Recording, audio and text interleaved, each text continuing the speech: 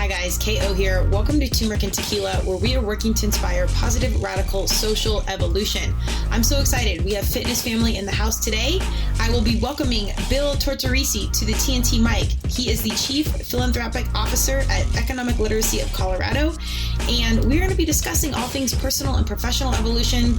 When you give, you receive, and putting good vibes out into this world will come back to you. So if you're in a tough spot, personally or professionally, keep showing up and giving any amount of good that you can, because it will come full circle when it's coming from transparent and authentic space. If you need some motivation on good vibes, Bill is your guy. Be sure to check out the Economic Literacy of Colorado, where they are teaching the teachers all about money so we can create a better space for our kiddos. Have a great day. Check us out on YouTube and wherever you download your podcast. Cheers. Welcome to Turmeric and Tequila with your host, Kristen Olson. Questioning a better way, one gracefully disruptive conversation at a time. Welcome to Turmeric and Tequila. I'm so excited today. I have fitness fam in the house. Bill Tortorici. I've known him for a very long time, and I hope I'm getting close with his name. I'm going to let him tell his journey. It's where we know each other through CrossFit. Here is his quick bio, because we're going to go right into casual friend conversation. So we'll get the formal business out of the way. But Bill's an all-around rock star. He's the Chief Philanthropy Officer at the Economic Literacy of Colorado. And I love his bio on LinkedIn because it really sums him up as a human. It reads, "My love for people and service is the foundation for the work I do. Continually developing and implementing new innovations to connect with individuals has provided the programs I've presided over great success. I'm eager to implement those successful methods and solutions to the next challenge." Bill is here to make friends and spread good vibes. Bill, welcome to Turmeric and Tequila. Thank you. First time caller, long time listener. It's a thrill. And that is such a professional statement. But yeah, I'm somewhere in the mix of that LinkedIn bio. Yeah, well, that's all the professional we'll have for the rest of this conversation. But Bill, I like when you tell the story. I think it's been told a few times on this cast, but tell the world or our listeners, but so our moms, how we actually crossed paths. So yeah, I think I was this out of shape, late 30s person that got involved in CrossFit. And I remember getting suckered into a competition. And it was at the gym that you were at, and because you were so elite, you were just judging, and you happened to be my judge. And truth be told, I was scared shitless. I think that there was actually one lifting portion that I remember. This is like TMI, but I literally strapped on my weightlifting belt, and I think I piddled a little because I was so scared. So we go into this next workout, and you're my judge, and people are just overwhelming the whole space, and I'm nervous, and you're my judge, and you're just walking all confident, and you go, "All right, you ready to give them a show?" And I'm like, "What? I just want to finish. Thank you." That's a lot of pressure. So yeah, that's how I first met you. That was nice and intimidating, but I've followed you since. Well, I appreciate that. Excuse me, I didn't even remember. We shout out to Front Range. We would plan these competitions, or they would get really packed. And walking into CrossFit's really intimidating, any fitness situation. So I love my new members that walk into anything fitness, because I know how hard it is. Even you've been doing it for 12 years. Then to get into a competition as you're older, as kiddos, we're used to it. But as you get older, you're not used to kind of like putting yourself on display.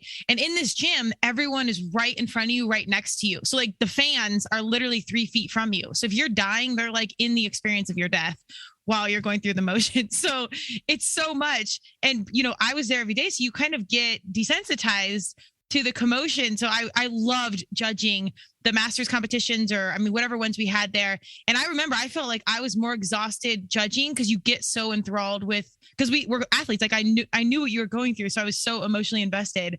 And I'd walk away, I feel like more tired judging than I did actually competing, but it was amazing. I loved those days. Oh, it was reaffirming to be in an environment where there was a solid community and people were supportive, and they live and died with you. Yeah. It was a great experience. So thank you for being a part of my demise. That was great. You're welcome. I'm glad I didn't scare you away. I think I have one or two effects on people. They're either like, oh yes, I love the energy. Or like, holy shit, what is she on? It's so much. I need a helmet, a Tylenol, and I got to get out of here. Like it's so much. So I'm glad I didn't really like offend you enough to run the other direction. We're good. Yeah. We're good. We're good. When I had to give a shout out to CrossFit, because I mentioned this a lot on the cast, it's such a phenomenal filter for my varsity humans. It brings such like-minded people together. And I would say that about anything, whether it's theater or whatever you're into, it's such a great way to cultivate that community. And it's brought people like you into my world and maintained it. Like it's been many years and we don't even train at the same gym. So that's how powerful it is. I'm curious what brought you into CrossFit, because I feel like how you show up in the gym is how you show up in the world. And I feel like because you're so great at relationships and giving, it's maintained our friendship, and I'm sure many others in your fitness family.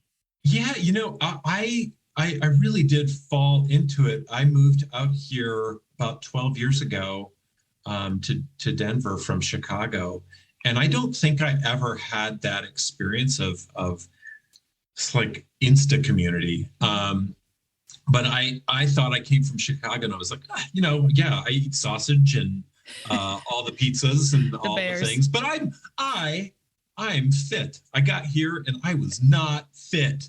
And I felt very overweight and not moving well. And I think as you get in, later in years, and, if you're a former athlete, you go, God, remember those days when I used to do stuff? And when you live in Colorado, you're really forced to do stuff, whether it's go hiking, go skiing, you're just active.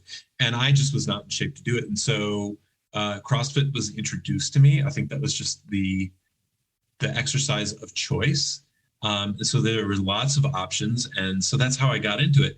The competition part was really just, it was more of like, how do I express all the fitness that I have been going through, right? I just needed an outlet to do it instead of like at 6:30 by my, with my class. So I love the competitions because they were that full expression of all the things you learned or you got better at. And so, yeah, it was just a great experience. And of course, the community that came with it was just an added bonus. And those community members have become longtime friends and, people that I meet outside of the gym. And I think that's the benefit.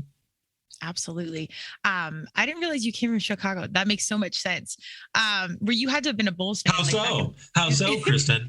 Just because I see you had to have been like, I was going to say a Bulls fan in the 90s. Like I'm a huge Michael Jordan fan. And that was like the team like of everything. So that's amazing. So you have to bleed sports. Oh yeah. Okay. I do. But I think, maybe it's a little bit of my older age. I get to be a little bit of a curmudgeon and I'm like, oh God, get over yourself, fans. It's just a game. My God. But yeah, I mean, I am a longtime Cubs fan. I mean, if you looked in my house, I've got, Cubs paraphernalia. I love to lose. I only pick losing teams. Chicago Bears, they lose all the time. Cubs, over 100 years of losing. So you can imagine that, when the Cubs actually won the World Series, I was in tears and everybody knew it. And I explained to everybody how important it was. And yeah, so there's part of that, but on a day-to-day basis, I'm not reading stats and all the things like everybody else. But during the pandemic, yes, The Last Dance, I was all over that. Yes. Relived all of that. Oh my God. It brought me, I think it broke down a lot of my Botox. So I was like, oh my God, this is like college days, high school days. Like this is bringing me back. But it also kind of reminded me, I used to watch Michael Jordan videos before lacrosse games because I wanted to be like the female Michael Jordan, however crazy that sounds, of lacrosse. And Michael Jordan would be laughing right now if you heard that whole statement, but I would get like that adrenaline back. And that's why I kind of think even going back to getting into fitness competitions as an adult, how good it was for obviously the fitness, but for my soul to like throw myself back into like that vulnerable space and being like, not only am I like getting judged by by me, cause I'm not feeling fit or I am feeling fit or whatever. The audience is right there. I'm failing potentially or succeeding in front of everyone. And like all the accountability is right in front of your face. Like it's such a good exercise as you get older, no pun intended, to like kind of be in the mix. So then when you're in a new situation or a room of people you're about to speak, it gets so much easier when you don't have to like throw 200 pounds over your head and see if it works. Like to me, it's made other tough situations so much easier. Have you found that? Yeah, no, I think so. I mean, I never, once I got into the flow of lifting and I sort of excelled as a master, quote unquote master, it was all fun and games, right? It's all head games. And, how do I do things with much more efficiency? And how do I go against these, younger guys and pull off a little trick or a bit of a timing change or whatever. So that part was really exciting. However, I have to say that, when I grew up with Michael Jordan, as you did, I had to be really careful about how much I ingested watching him, because I tried to translate it into my own basketball practices, and they'd be like, Bill, just look, I know the game against the Celtics was great, but you are no Michael Jordan. Just shut up and rebound. That's really all we need you to do. So we do need to know a role, but you are the Michael Jordan of the philanthropic world. Like that's the energy. I'm telling you, it's in my mind. I always believed I was the Michael Jordan. Now we're like going to get on Oprah and hopefully Ellen before she gets off her 19th season. So we're just like staying in a little bit of La La Land. We'll call it manifesting just to make it sound more grown up. You're my Oprah. This is where. Thank you. This is it. Yeah, this is it. We'll just lie to each other all hour, and that's right. I love that. Call it a great show. That's okay. But on that note, I think the mentality is really critical, whether you're, the Michael Jordan of the philanthropic world or whatever, kind of believing it and then addressing, because you know how competitive Michael Jordan is. And in The Last Dance, he talks about how he kind of had to be the guy that was like the mean one and building relationships. Well, now fast forward to 2021, soon to be 2022. I think that competitive stance has evolved. And I know you do this, whether you acknowledge it or not, which you probably do because you are super self-aware, but you can show up in a competition and compete. And at the same time, still be there in support of your competition, hoping that they do better because that pushes you to do better. And I think this has really served both of us in our business world of you want to close the contract or get the sponsor or close the check, whatever. And you want everyone around you to succeed as well, particularly in the nonprofit space. Has some of this like athletic and competitive mindset carried over into your job and your world in facilitating relationships with the quote unquote competition? Well, I mean, I think so. That is a component of the work that I do. I mean, I am a competitive person at heart, but I think when we talk about philanthropy and finding ways to connect with the community and support them, whether that's cheering from the sidelines or looking and assisting with a problem that they might have, and how can I step in and help? All of that. To me, at the core of it is just having empathy, right? Mm-hmm. So I think because I come from an empathetic place, that's my superpower. I wish that I had all of the physical attributes to be, Michael Jordan or, to impress KO at a competition, but I'm not. My superpower is empathy. And so, when I go into conversations, whether it's supporting a mission or understanding what a situation is, if I can express my empathy for that is what really engages people. And, you and I have been fortunate enough to be a part of a couple situations where, a mission is there and, we're trying to support it, or, someone that has been near and dear or has impacted us has passed away. We're there to support our community and also raise funds. So there is this thread of empathy that just follows. And if we can tell that story of empathy, I think that's when we can make the biggest impact. There you go.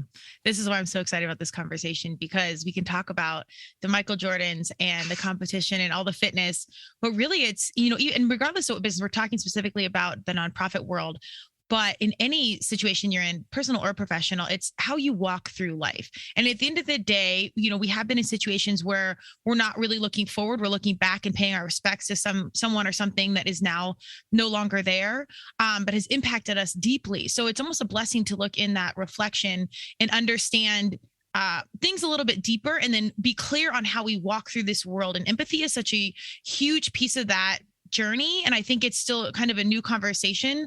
I don't know if I'm generalizing this, but I would say I think it's harder for men perhaps than women because perhaps it's not socially acceptable. But it's so critical in the personal and professional world. I'm really curious, Bill, because you are so self-aware and you are so connected. And I think with not what you do, but how you walk this world. Tell us a little bit about your journey of how that self-exploration or that awareness really developed and how empathy became your superpower. Great question. I honestly, I was thinking about this just the other day, and I've had an interesting journey of late. But I think a lot of where my superpower comes from is my mother. I was raised, single parent. My mother did an amazing job, but she was raising me in a time of Murphy Brown, and it was not necessarily socially acceptable to be, a single child from a single parent home.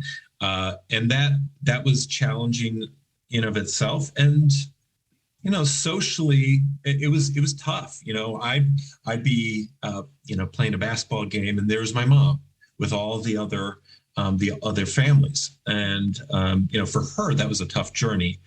For me, and not having a father present, I got all the emotional connection.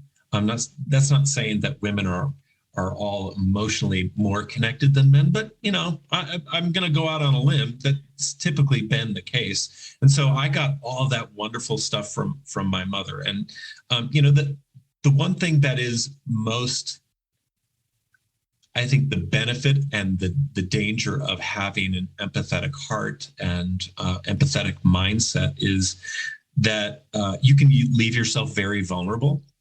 Typically, people with a lot of empathy are caregivers. They care what people think. They care how they're perceived in the world. And if they don't have the right boundaries in their life, that empathy can kind of run wild. And so you lose your boundaries with people. And, let's just say, KO, you and I had a disagreement. And I say, oh, KO, what did I do? What did I do? And you're explaining it to me, but it's not registering with me because I just want to fix it.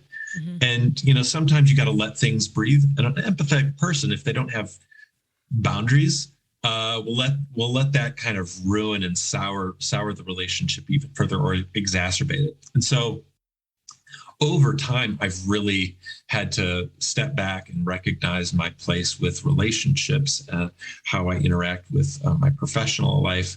And, full disclosure, recently I went through a divorce. I'm now a single dad with two young boys. I love my ex-wife. She's amazing. But based on that experience, I really had to step back and go, okay, well, what was my part in all of that? And how do I interact with people? And part of the problem was I didn't have those boundaries, or I didn't have that outlet for my empathetic nature. So it has definitely been a journey for me. But now I can safely say that, and it's still a work in progress. I can safely say though that I can be empathetic. However, I can put those boundaries on myself. I can also be really direct with what I'm feeling and what my needs are, and how I can move forward, and not feel left behind. And that's the danger, and that's also the benefit. My empathetic nature is. It is a blessing.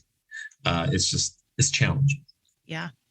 Well, I think you might have one up here on Michael Jordan. I'm guessing you're better at boundaries, probably than 90% of most humans out there, but Michael Jordan in particular, and I'm a fan. So no shade to him, but more just kudos to you, because I couldn't agree with you more. It's, for me, and perhaps this aligns with all competitive spirits, it's been very deep breakthroughs for me to have true growth. And even though I would know it, I could read the book, I could understand it, take the lesson, hear the coach, until it kind of like hit me in the face, I was not listening. And then through that breakdown, the breakthrough comes, but it's been lessons very hard learned in all the best ways. And personality, nature, and nurture, all the things have aligned to put us exactly where we are. And I've gotten a little bit better about, I think, being aware of the lesson in front of me and what's going on. But it is still very much a journey in progress. And do you see now that you've kind of learned some of these hard lessons, do you almost appreciate them, particularly being a parent of young boys, that now you can reverberate some of these things so they can experience some of these conversations or lessons earlier? Oh, I am thrilled. I am so excited. Like, you carry all of that weight with you, like, the regrets and all those things, those, that's a part of the journey. But I am so grateful for that path that I've taken. Again, not easy. But those lessons are the things that I want to extend to everybody. And, someone once said, go find your happiness. I don't want to find my happiness. I want to have joy in the journey, right? Like, happiness is not really a destination. The journey is what's most important, and what you get out of it. I am always on my boys about, what did you learn? How could you have approached that differently? It's the same thing I would have told a 40-year-old. What have you learned? Yeah. What are the things that you don't want to do anymore? And were you direct? Did you speak up on your behalf? And it's really about, empowerment. So yeah, I do that. I make sure that I'm connecting with all my people, and I love engaging. This is why connect with you so much, is, oh my gosh, I want to share this. I just learned this. Here's a book I just read. You'll get a lot out of it. We're like-minded. Let's do that. Yeah. So the people that I'm fond of, it's this curiosity. It's this, I want to engage with you. Again, have to put those boundaries on myself, because I get so excited about it, but it's the best way to live through life. It's the best way to go through the journey. I cannot agree more. And boundaries have been such a situation. And it's so funny that carrying baggage is so much heavier than moving weight in CrossFit. And that's such a dorky cliche or metaphor, but it's true. Like, going and having to weight train to learn to be strong. And yet when you learn to let go of things, of how hard that actually is, and how much easier the gym gets, or some of these like physical metaphors, because unpacking your stuff is really hard. And it's not a skill set I don't think that like our generation really talked about, certainly not my parents' generation. And again, I might be overgeneralizing there, but it's like this new skill set coming to the table, and then insert boundaries. It's really hard, where you kind of learn to be open, and then you're like, oh, okay, now I've always known, I didn't realize I was perhaps as open and vulnerable as I was, but now it's like, we got to implement boundaries into this situation. And that's really hard. So it's kind of like this ebb and flow of like, I don't really know what to do. And then you put yourself in a nonprofit space where it's all heart space. Can you tell me a little bit how like some of those personal evolutions and lessons and boundaries have played into the professional space? Yeah, they've really helped me. I now work for an organization that focuses on financial literacy. I am completely invested in the mission. There are challenges with this organization, like all organizations, just how do you present material, how you present the story. But I think that, what I've taken from my personal life is about, how do I engage with people? How do I engage with people from all walks of life? How do I tell or manipulate a story that resonates with people? And, you have to read people. You have to be able to read people. And I think if you come from this sort of empathetic space and these teachings from your personal life, you can apply them to anything, right? So, if I'm walking into my professional circle, or if I'm, if I'm driving from Denver to Chicago and I'm in a gas station, right? Like I can interact with the world in such a much more clear way, and I can be authentic when I do it. Like I actually mean it. I'm not lying. I'm not, playing anybody. I actually mean it. I am actually that joyful, or I'm that curious. So yeah, it's helped tremendously. And I feel like over the last few years, a lot of us have done some self-reflection, just given the times we're living in. It has been a blessing for sure. I agree with you. I think that authenticity really is amazing. It's kind of like influencer. It's an overused buzzword at this point. But on the flip side, that's where I have so much faith in our young people. They can see through the BS. Like they can really dig into the business situation, the person behind the cause, what's going on. Like they're more conscious consumers than we've ever seen before. And I have this conversation with businesses all the time. And some people get it, some people don't. I think it's like naturally being an athlete or a good singer or whatever. Sometimes it's in the deck of cards, sometimes it's not. So when you have someone like you, where you genuinely are that authentic and that open and that real, people will know. And I get so excited about that because you are in philanthropic space. Like what better of a combination to have people like you in spaces like that are actually forging our world in the right direction. And you can't always line that up, but I do think everything is energy. So it kind of happens and culminates right on time. But it's kind of that, like that growing and learning process and like that continuous evolution of how we kind of bring it all together and kind of keep showing up. I'm curious to know, as you've kind of recently had some major evolutions and major turning points, and it sounds like the through line is it's relationships. It's taking care of the relationship with yourself, relationship with everyone around you. You give so much. You're a constant supporter of myself and my podcast. I see you do that with other people around you. I mean, the theme of the cast is really to give is to receive. And I think good things happen for good people. So it sounds like really good things have come into your world. Do you feel like that is a direct correlation to you putting good into this world consciously, even when you're not in the best space yourself? Yeah, I mean, I'll use a KOism, whether you believe God or Madonna or whatever, what you put out into the universe, it does come back. I think it's just the way you walk in the world, right? You're just more easily able to receive those good vibes, or see that the glass is half full, not necessarily half empty. So yeah, I mean, I think it's I am so open to the opportunities. I'm open to learning. I'm open to being humble. If I've done wrong in the world, I'm open to admitting my fault and moving forward, right? Those are challenging things for anyone at any age, but it just makes life more interesting, and it certainly makes me feel better at the end of the day.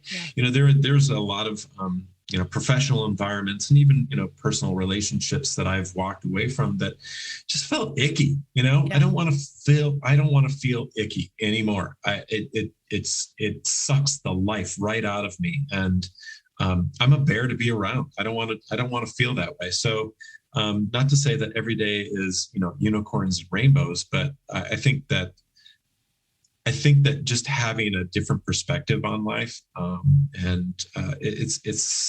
it's been really good. And so, yes, there's going to be ups and downs for sure, but I think I'm in a better headspace.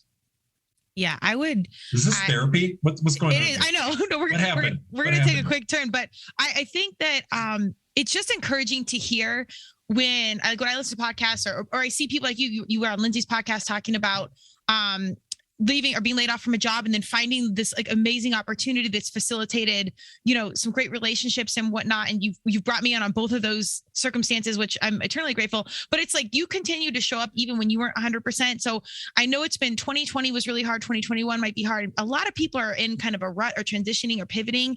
And I think you're just such a perfect example of continuing to give whatever you have in any capacity, even when you're down or you're out, you're not 100 and not because you're waiting to receive, just because that's your authentic self. So if someone's out there and they're listening, lean into what Bill's doing or what he has done, where it's keep giving wherever you can. Show up and give whatever is available, and trusting that wherever rut you're in right now, it will end. And the good you're putting out there, keep the faith that it will come back tenfold. Can you be in alignment with that? I can. I don't want to throw you under the bus. I think a part of it is, being grateful for the journey. When I talked on Lindsay's podcast, what I said was, and I meant every word of this, and I actually reflected on this last night because it's been like a year anniversary and stuff. I was like, what am I doing? What was I doing last year at this time? I was going through unemployment. I was searching. I had just been laid off. But the best thing about the journey or the best thing about all of that was my journey. It wasn't where I ended up landing. It was all the work and all the, the blood, sweat, and the tears that I put into the journey to get there. And I was grateful for it. I am still grateful to this day. Because really it was, how many people did I speak to? How many different people from different backgrounds? I learned so much about them. And through that, I was able to define who I am. Yeah. Like that was a revelation. I had to speak to someone I had never spoken to before, in an industry that I had no desire to be a part of, but I was curious enough to just ask questions. And through that, I had to explain who I was, what I wanted, and where I was going. That was a hard process, but I came out of it on the other side going, oh, yeah, that's me.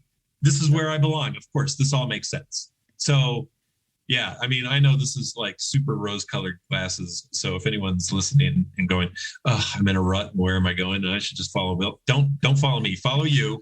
Do your thing. But I had a great experience doing that. And I think, again, it's just about your perspective on the whole thing, rather than like, oh shit, I'm going through this. Woe is me. Well, that attitude is probably not going to help you take that next step. Yeah. So it's a shift. It's a shift, and it's a hard shift. It's not easy. It's messy. You need to, if you don't know about it, but you need to Google victim mentality and probably seek out a professional coach. But I think the understanding of that and applying it to yourself, that self-awareness can change your perspective instantaneously. That's personal work I've had to do. And it's great. It's absolute life skill. And that's why I wish they would teach it like in high school to our kiddos. But what you just said, the journey is the gold. Even we're talking like opening our conversation with CrossFit and fitness. We're not even talking about if you won that competition, what the results were. We're talking about the processes, the info. It wasn't good. Yeah. It wasn't good. It wasn't but what do we remember of it? And even the last dance, like we knew they won, but the audience was fascinated by the in-between, the relationship of Scottie Pippen and Michael Jordan and what's going on. It's all the in-between. When you reflect on major successes or losses in life, usually you remember the relationships along the way. There's always sports metaphors of like, you remember the teammates versus like all the wins or losses. It's everyone that is a part of that journey or how you felt about things. It's not necessarily these big losses and or big accomplishments.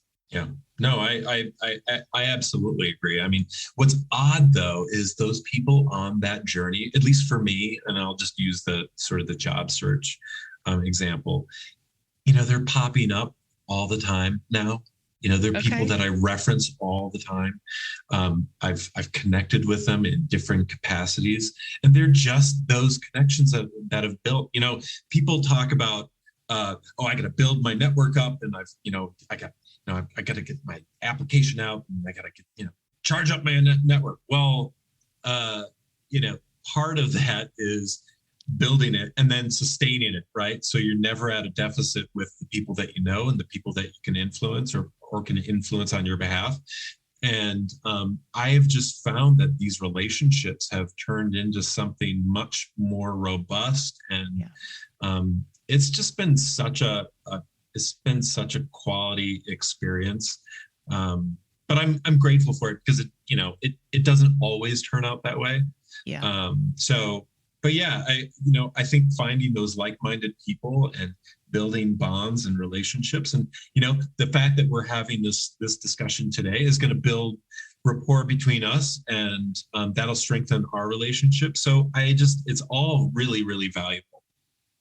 I so agree. And the funny thing is, I think over time, and this really is getting more and more present in the business world, you can tell when someone's showing up when they're in need or when they're showing up just because they're authentically showing up. Like I do your point or example of like, when I got to build my network, I got to network, and you're doing all that because you're waiting to receive. You need something out of someone. In turn, when you're just showing up and you're connecting, and perhaps you need something, but you're just like, Keo, what's going on? Or Bill, how are you? Like you're just maintaining a friendship or a relationship just because. Check out these concert tickets. Check out this. It just changes the energy around everything versus what I need. And I think in business, it's so much like, here's what you do. Here's the marketing. Here's what you put out X amount. We get this back. And The problem is they don't understand the consumer gets it. Like relationships, people are in understanding, some self-evolution and work has been done, and you can tell the difference. Oh, I agree. I've got a question for you though. Sure. My question is, do you think people of our age, not that we're old, but of our ilk, do you think that that we're going through generally the same sort of awakening as far as like, oh, I need to be much more present. Oh man, I need to have more self-reflection. What do you think, KL? I mean, do you think we're going at like our young people, or do you think that's just happening like in our generation? In our generation, because I see. I do. But if you look around you in your immediate environment, if you're in CrossFit or, the work you do, it's probably like-minded humans. So I think we're in this globe of like-minded people. But generally speaking, I do think there is this deep awakening. This is why I love what I get to do. And I'm sure you love what you get to do. Is I think we are on the forefront of implementing some of that positive change. I mean, the podcast is quite literally for that. We're here to inspire positive radical social evolution. So I don't even fully know what that means, but it just came to me. So we're riding that wave. It's great. It's graceful. No, whatever it is, it's graceful. We're trying. Graceful. It's very graceful. Yes. You saw my lifting. Grace is not my genetics. So that's something we're consciously evolving at. No comment. Yeah. Full meathead. And I'll blame my dad's side for that. You've seen him lift too, but it's, yes, I do think we are in this point of evolution, and I think our kiddos, because of social media and podcasts and the conscious conversation, they're getting it so much earlier. So we are late to the game. However, better late than never. I think the ones that are choosing to understand and evolve with it, it's happening. And what a great time for 2020 and all the negative it was. What a beautiful pause for us to be like, time out. What's really going on? Am I happy? Am I fulfilling? Am I reaching self-actualization? Do I even care about that? Do I want to be a parent? Do I want to be married to this person anymore? Do I love my job? Like maybe I do. It's just such a point of questioning a better way that, yes, I do think we're going through it. And I don't know that everyone has the tools for it. So I hope things like this, people like us, maybe going through the gas station, driving Midwest, just your positivity inspires that, like, shit, that dude's pretty happy. What's he on? What's going on? Is it meditation? Is it tequila? What's happening here? So yes, is the very short It's answer. Definitely tequila. Yeah, good tequila. But I also think that, conversations like this are, they're person to person interaction. And I think this is one of the, kind of the points that I would like to get at is, when you're going through these journeys, it's really easy. And for whatever change you want in your life, the most important piece is connecting with people. Like, not, social media is such a powerful tool, but what I worry about for the younger generation is that lack of connection person to person that can say, hey, I just met you. I'm willing to be vulnerable and have a discussion, whether it's like-minded or I have questions or I'm curious about what you do or, how you walk the earth. I think that's the thing that I think differentiates a lot of people that go through this change. And so, yeah, I think that was the key to my success, is being able to connect with people. So, I see our generation identifying that.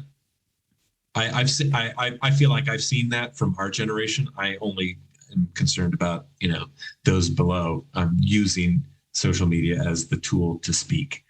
That's the only thing that I'm concerned about. I hear that. Well, and I'm curious to know, do you think, because, as we get older, we can get complacent and like our world kind of becomes a fishbowl. You got kiddos, you got your gym, you got your job. You're kind of around the same people and you're disconnected. And a lot of it is, whether it's social media or whatever, you're probably just not connecting as much. And for our kiddos, it's happening because social media, they don't have to connect as much. Do you think the problems can kind of parallel themselves? Like, when you lose your job, or I've gone through many contracts where like, okay, now we're getting back out there, we're redoing it. So I've had to get back into reconnect, essentially. I think they're two different conversations, but to me, it seems similar that we're almost going through something similar that our kiddos are. It's just around different things. Does that make sense? Yeah, no, I think that makes sense. I think, yeah, we're all kind of going through, I think the times call for us going through all the same things. Yeah. We have different modes of sort of solving some of those deficiencies or that awakening for us. But I think that the biggest advantage is being able to have those vulnerable and open conversations with people, making sure that people connect. It's funny. It's like, So I go to Chicago with my boys and they're meeting extended relatives, right? And they aren't really sure how to interact.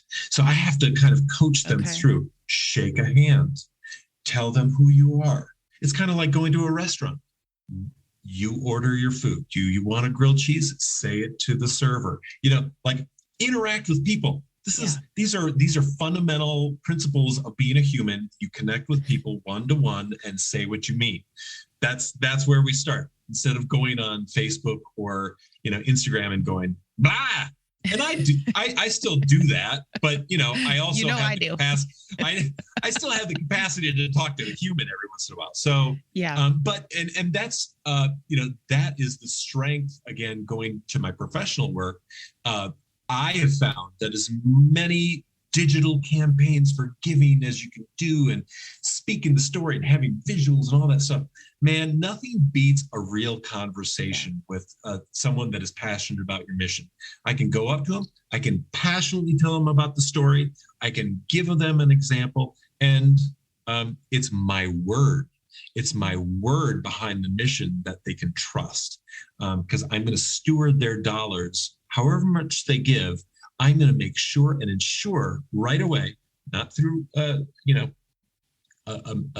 giving platform.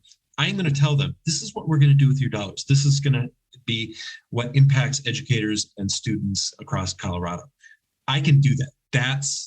That's a skill that every person needs to have, particularly in the world of philanthropy.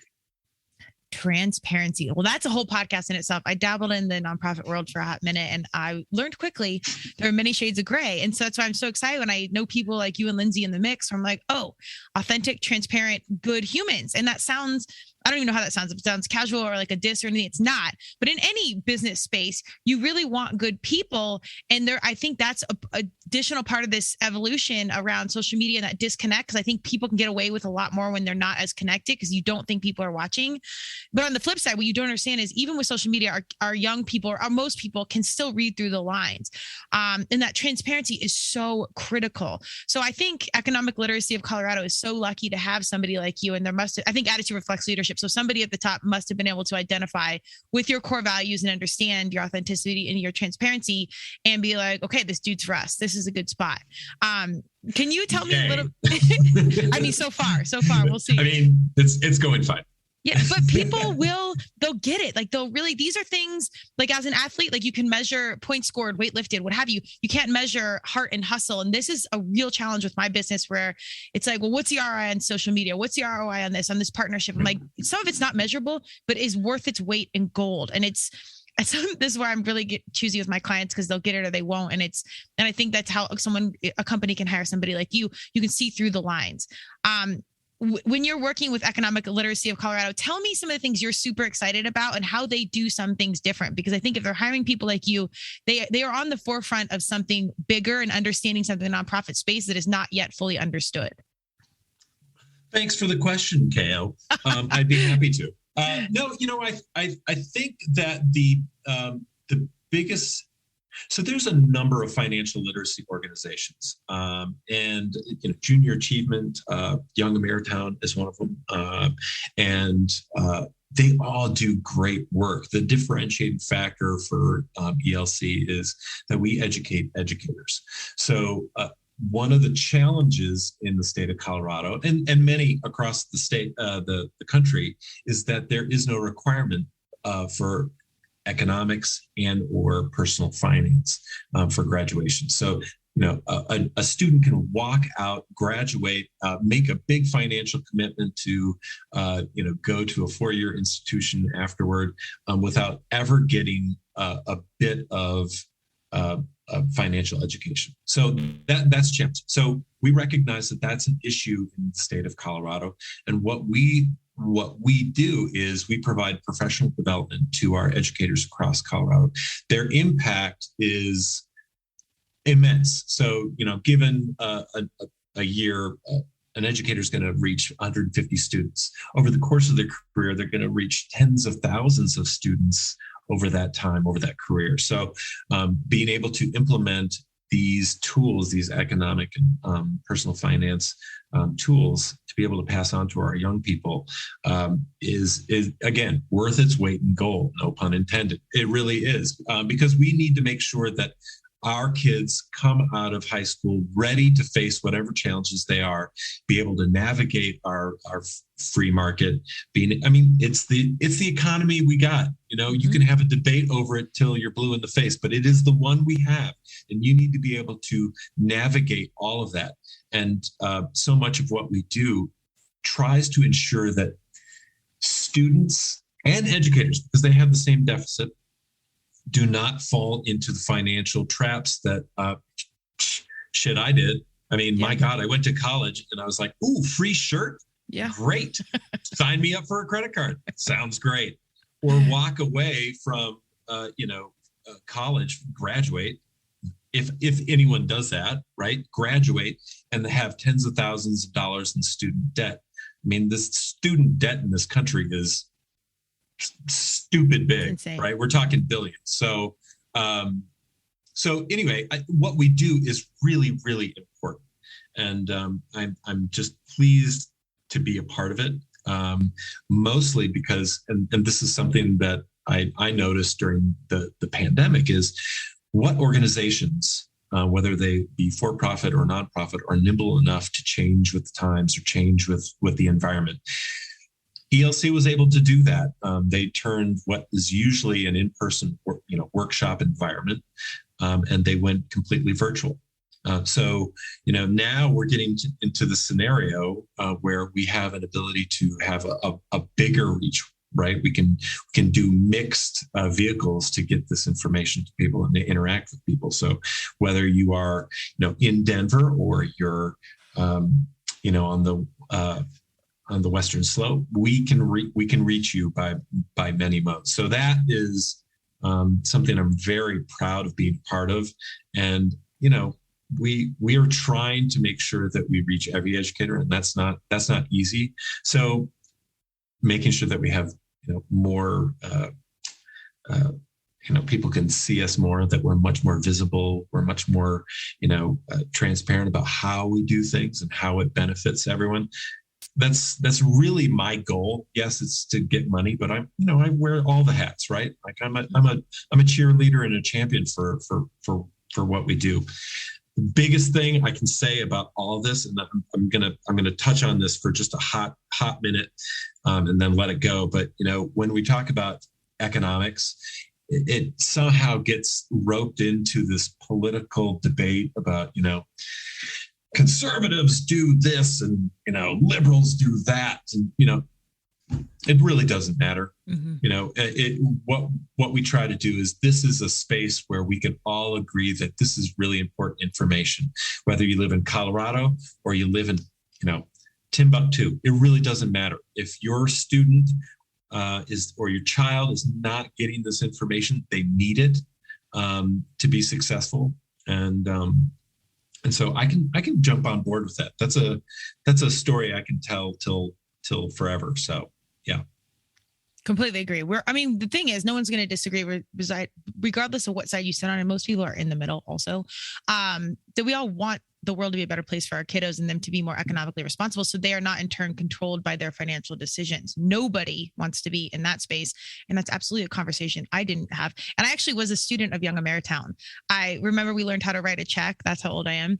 And I don't think I fully encompass all the lessons, but I'll take responsibility for that. I won't put that on them because I was probably worried about something athletic and whatever. But we learned it now, and I love what you guys are doing. But even more so, I love that everything we talked about early in the conversation was about you showing up, facilitating relationships, and then proving your true ethos. And now in this professional side of the conversation, it's exactly who and what you are and what you're doing, perfectly provided by the universe, God, or Madonna, on this platter of ELC, of doing what you're doing and spreading the gospel of economic literacy, because it is a life skill that we all need, that needs to be transcended through authentic relationships in a learning space where it can be taught, received, and most importantly, what I love, through influencers, through the key community influencers, through the teachers. So they can in turn reverberate that message tenfold without you guys being directly part of it. And it can just go that much further. So that's amazing. Thanks. I think it's amazing too. No, I really do. I think it's really amazing too. And I'm, it's such an easy conversation. You know what I don't want to get on this, soapbox too much, but education in this country is hard. It's hard. Everyone's got a strong opinion about lots of things. And I think, if we're authentically trying to serve our public and our communities, whatever background they're from, whether it's, the far off rural spaces or the, under-resourced urban spaces, who is not wanting success for everybody? And so again, it's a complicated issue, but it's such an easy topic to get behind. And so, I hope that the way we approach education starts to, by the work that we do, Young Ameritown, Junior Achievement, and there's all sorts of entrepreneurial studies programs out there. I think what we want to do is flip education on its head a little and start giving our young people the tools to interact with the world, right? I mean, I think that's the challenge that we run into is, when they leave high school, whether they go on or not, they need to have those real world experiences or just know the real world application of the skills that they're receiving. And sometimes we just don't do that. And so, yeah, I think that's what excites me the most is just like, I want to prepare people to be ready. Yeah. I need it. As a parent, I need it too, because I got the same kind of education that you did. I filled out a check in home ec. That was about it. That wasn't good enough, unfortunately. Right.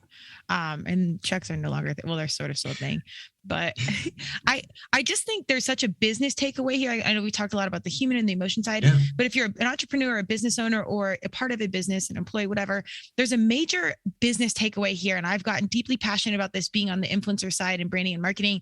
When you find the right people to reverberate your message, it doesn't have to be for profit or nonprofit or even business agenda at all. When you find the right humans around you to reverberate those positive vibes, it's exponential how cost and time effective that is, or impactful it is to find the right people and talk about economic literacy, talk about a consumer packaged good that you're enthusiastic about, talk about a mission. Get the right people. And I actually am building out an online brand ambassador course so you can formalize this. And this isn't a business pitch at all.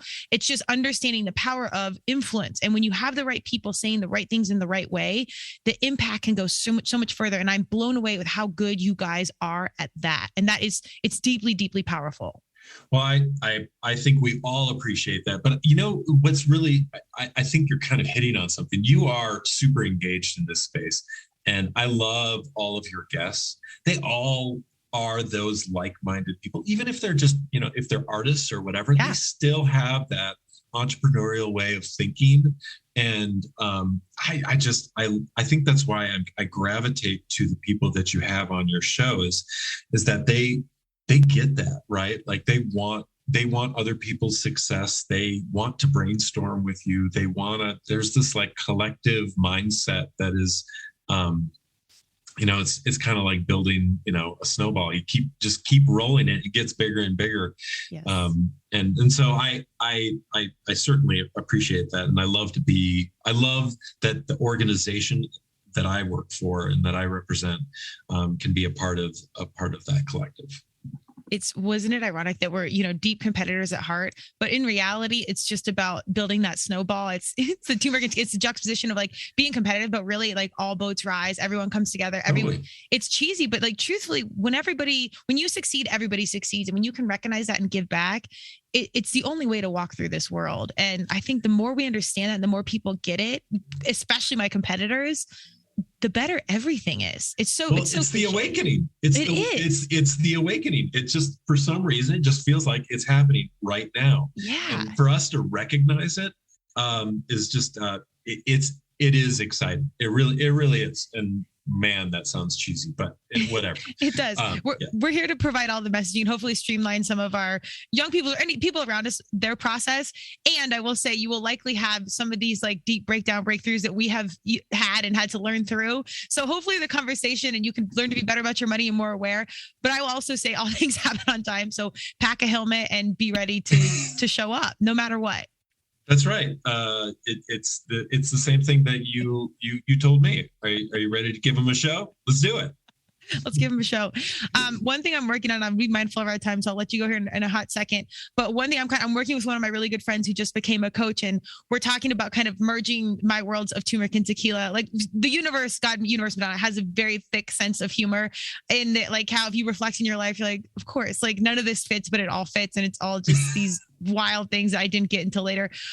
But it's talking about my successes. I think I've almost gotten more comfortable talking about like my breakdowns and failures because there's been so many in all the most beautiful ways. But I want to know some of your major successes. Because I don't know if you're like me where it's easier to talk about the failures and success, but tell me like a couple really good success stories in your world.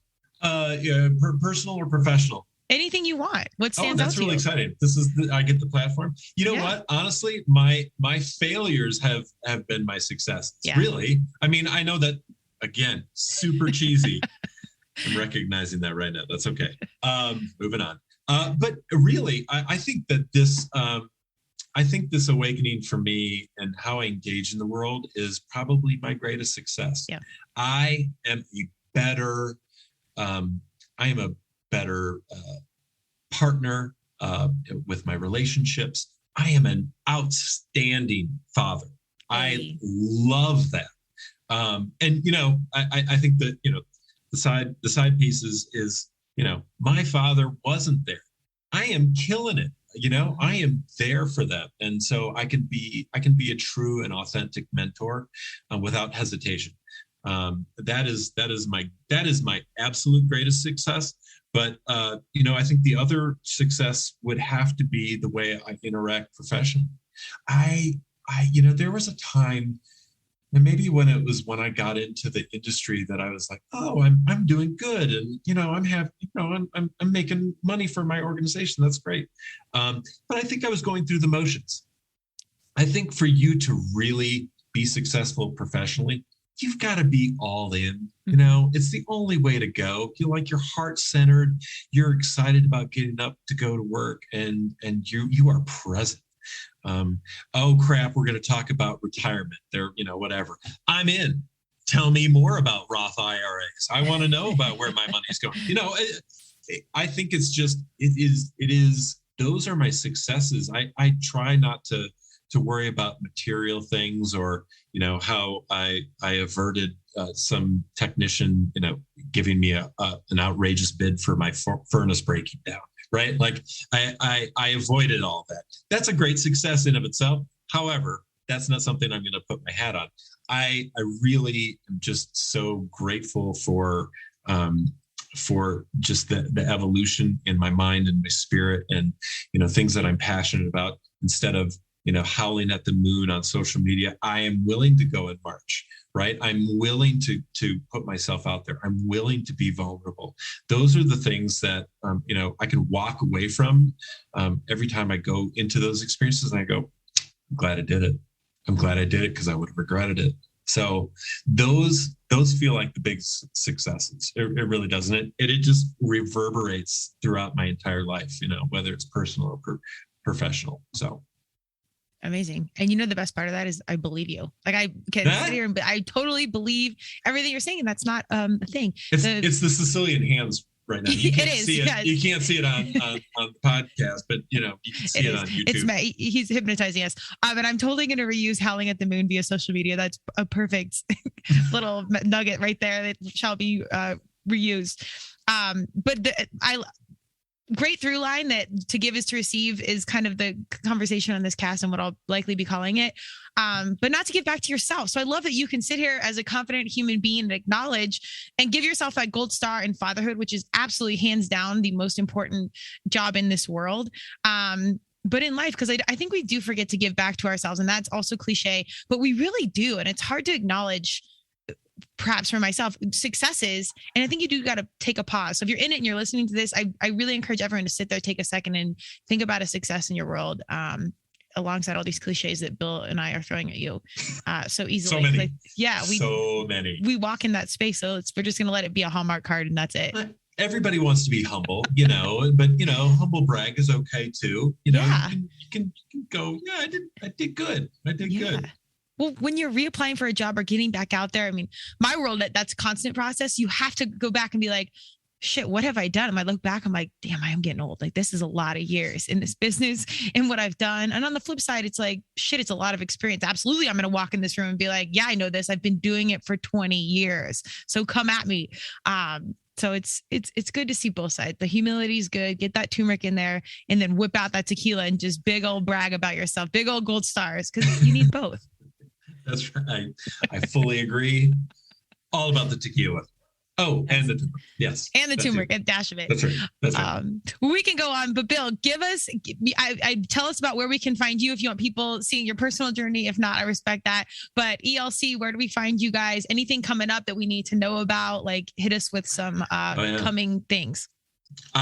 Yeah. So I have a new book coming up. No, I don't have any of those things. You should. You can. In due time, we'll see. It would be, Average Joe. That's pretty much what it would be. The forward can be by Dave Grohl. Oh man, then I'm all over it. Well, I mean, yeah, you can always connect with me on LinkedIn. I'm on there. I do the things, but the organization is Economic Literacy Colorado. You can find us on econlitco.org. Again, we're a professional development organization that reaches educators and provides professional development. And in turn, we also have some student specific programs that are extremely impactful. So, between thousands of teachers that we reach annually to tens of thousands of students that we reach on an annual basis, we do really great work. I don't know when this is coming out, but the end of the year is coming. So if you want to donate to our organization, always happy to receive that. But more importantly, I think about your economic life and how you move forward in this world. What are some of the tools and things that you need to be successful? This is not a support Econ Litco thing. This is like a self-examination thing. Mm-hmm. There is a better way, right? You say it all the time. There is a better way. And so, find those deficits. It's okay to find them, identify them, and reach out and find some resources that can help you fix those. That's what I got for you. I love it. How you walk through this world is everything. You are a true influencer of goodness as a professional, but really as a human. And I'm excited you have two young humans that are taking note up close and personal so they can further your message as they grow up. So I appreciate your time and energy. You're the best, KO. We need to do a workout, I think, soon. Something, yeah, like ugly faces lifting bars and things. Yeah. Well, I think we PR'd in cliches, so at least we have that going up for us. Killed it. Potentially in a gym format and setting soon. Yes, I'm all about it. I'm in. Make it light. Can you make it light? But yes, we're in like total civilian stage, no longer competitive stage. So I'm with you. I love it. I'm in. Well, I appreciate you, Bill. We will catch up soon. Check out what Bill has going on. His book will be out at some point. And I hope that Michael Jordan listens to this conversation. He should. Thank you, Bill. Thanks, Gail. Thank you for joining Turmeric and Tequila with your host, Kristen Olson. Tune in next time, and don't forget to subscribe on Apple, Google Podcasts, Spotify, or wherever you listen.